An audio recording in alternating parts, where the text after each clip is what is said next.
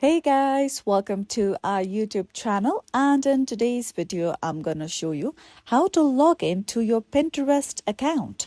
So now without any further delay, let's begin with the steps. So first of all, launch Pinterest app on your mobile device. Now, once you come here, you'll see two of these options given. If you are new here and want to create an account, simply tap on sign up, or you can tap on login to log into your Pinterest account. So as I tapped on login, I'll be directed to this page.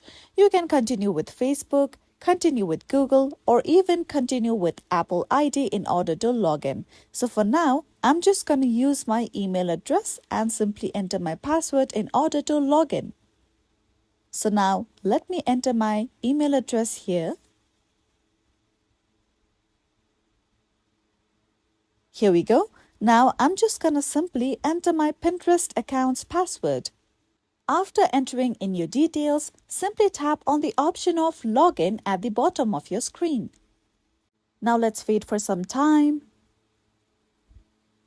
And now within a matter of seconds, you'll be logged into your Pinterest account. So that's all for today, and at last, don't forget to subscribe to our YouTube channel for more upcoming videos.